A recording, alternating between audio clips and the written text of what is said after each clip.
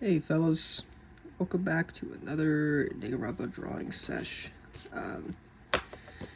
Today we're gonna be doing Mukuro Ikusaba, the 16th student hidden in the school, the one that they call Ultimate Despair. Watch out for her. Um, so, yeah. um, I Here's the thing. Mukuro is a very interesting character. She's rooted in a very she's rooted in mystery. She's obviously supposed to be that kind of character who you're just they're more subliminal rather than you know. But it's I don't know, they're weird. Cause the they love to brand her as just this doppelganger character, you know?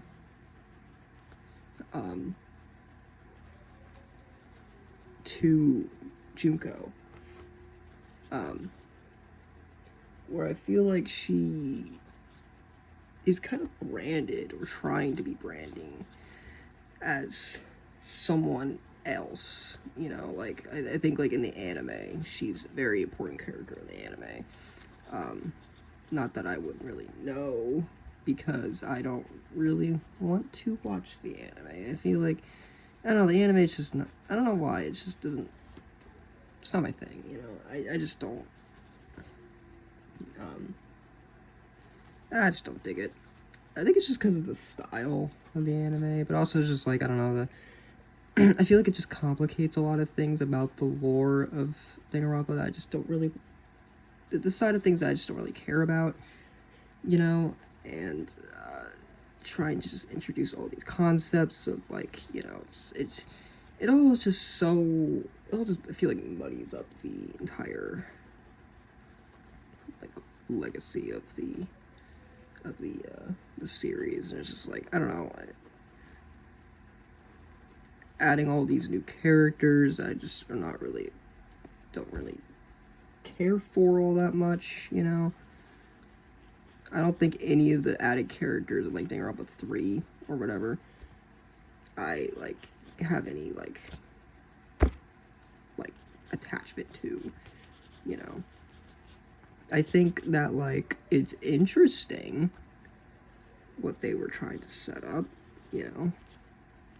But it's all that is just kind of just thrown out the window once you realize V3 exists, and V3 just kind of I wouldn't say retcon, but it definitely changes a lot in terms of the lore. And that's not because of not just because of the fact that it's oh, it's all just a game, you know.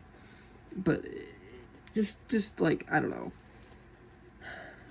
But how would I know if I haven't even watched the anime, you know? I've only seen clips. I've only seen things. It's just, I feel there's a lot of other things that are just kind of a lot more icky about the anime that I'm just not really. It's the same thing about about Ultra Despair Girls. It's I'm just okay, yeah, it's a little bit too far for me, you know. There are a lot of tropes and stuff and kind of gross moments in the game, the main series games, but it's compared to the, I feel compared to the anime and compared to Ultra Despair Girls, it's night and day, you know. I feel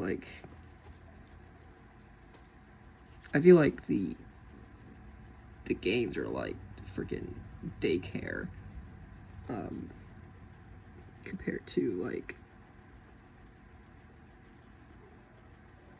compared to the anime and Ultra Despair Girls.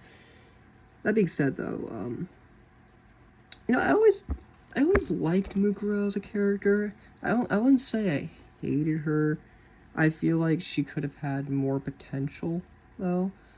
I wouldn't say as a survivor, but as if they were to you know, round her out better. I know there's a lot of stories, and there's that Psy comic that they made about her, like what her deal is. But it's like I always like Mukuro's design. I think Mukuro, especially like when she is posing as Junko, I like the idea that like it's even a knowledge that like she's not really like conventionally like supermodel levels like of attractive, you know. I wouldn't say she's unattractive. But I wouldn't say but I would say like she's not supermodel levels. You know, she's not. She looks more like, I feel she has like more natural beauty rather than like supermodel beauty. I don't know. So like compared to Junko, where Junko's like a lot more just like wild in her design, which is like I like that Mukuro posing as Junko, like she just has like this different vibe. Honestly, like I like Mukuro. I think I like the look of Mukuro more than I like Junko design wise. Like I think like she's just, I don't know. I just like her vibe a lot more, and it does suck that we don't get to see her get past chapter 1. I would have loved to see her personality shine in the trial, in the first trial at least, you know, and then kind of like have like a conflict there. I do feel like that whole scene it did feel a little forced, even if it's like it was supposed to happen, in a way, like she was supposed to do that, but like I said, it's just like I feel like it's a little too forced. It felt a little too forced. It was like, boom, she's out of the picture. It's like, it was shocking. I will say it was effective and it was shocking. But looking back, it's like I do wish that like we would have had more time with Mukuro. So I really liked her personality, you know. That being said, how I feel about her connection with Junko, I don't know. That's something that I'm just like, about, like, I do like that I do like the twist, you know, I do. That Mukuro was kind of made to be seen as the mastermind, as the secret 16th student. There's always like the mystery of like who was the secret 16th student, and like the question of like, oh, the missing stand, you know, in the trial room. It's like, oh, was that for someone, you know. It's like I think like the whole big reveal was cool.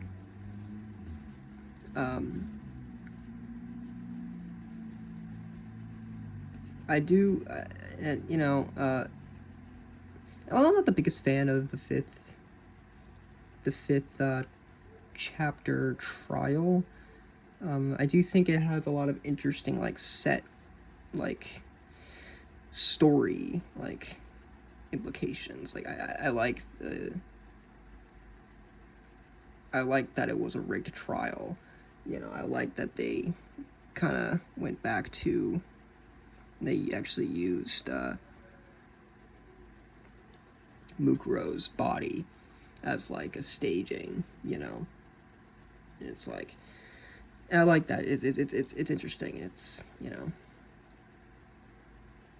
it's like you could tell that there's something very wrong with this trial. It's like I think like the audience, the people playing the game know that it is Junko or Mukuro's body, but they're like, why was it used? You know, and it's like, oh my god, wait, they're Mukuro.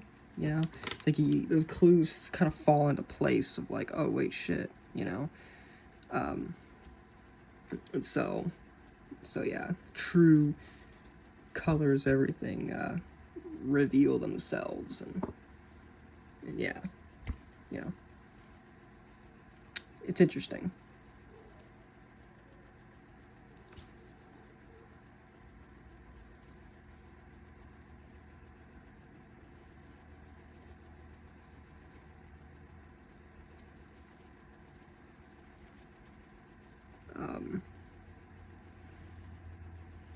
Other than that, like, I don't know. I don't know. A lot of these characters are. Some of these characters just. It's hard to really talk about, you know. Which is why I want to make videos on like doing deep dives and stuff. It's like right off the dome, I feel like it's hard to like wrap my head around thinking about these characters and like how I feel about them, you know. So yeah, I mean, I will say like, out of a lot of the characters, I feel like Mukuro has a lot of personality, and just like her, which is funny, given the fact that, you know, her real personality, she's kind of just like a ruthless, cold-blooded killer. You know, she's not any better than Junko. I will say that.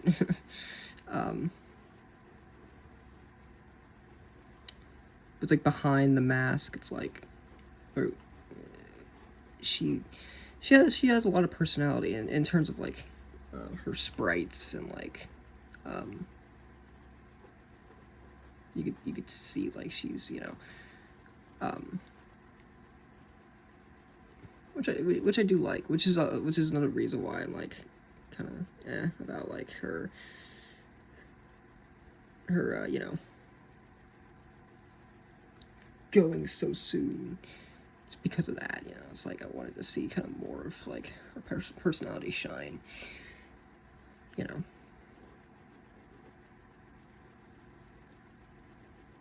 It'd be interesting if like she were to like, if she were to be a survivor, like if that like were to break, essentially. Like you would have seen her like break down, like as like her mask like come off and reveal herself as Mukuro had she lived past chapter 1.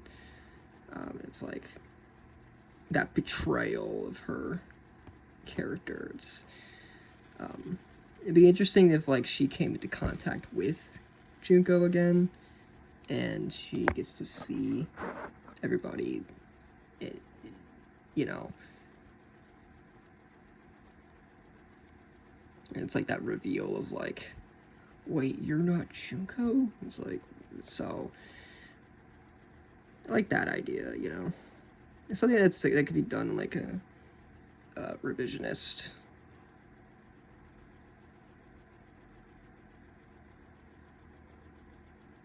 a revisionist take on Trigger Happy Havoc, you know. But yeah.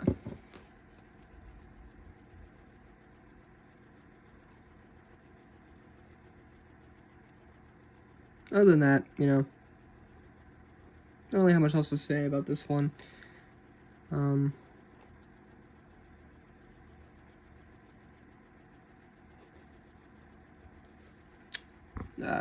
Yeah.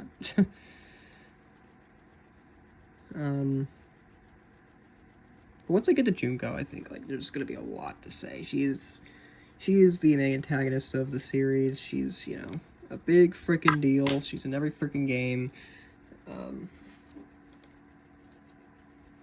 She's, you know, Mukuro is just a pawn in her legacy. She's really just there to be, you know. Well, I do think that the twin sister trope is, well, it's a trope, you know. It's something that's been done many a time.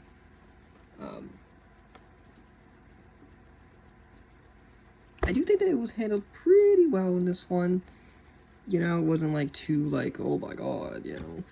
But it's like the reveal was cool. I do think that the reveal was interesting. It's the fact that Mukuro wasn't the mastermind, and it's like Mukuro was the twin sister of Junko, and Junko is the true face of, you know, despair, and it's like Mukuro is only just part of that plan. I do like that aspect about it. and that Junko would do anything, you know, even killing her own sister, which is what happened, you know. So yeah, this was a shorter one. It was a shorter drawing session. Didn't really have much else to say about this one. Yeah, like I said, I'm gonna fill this one in a lot more.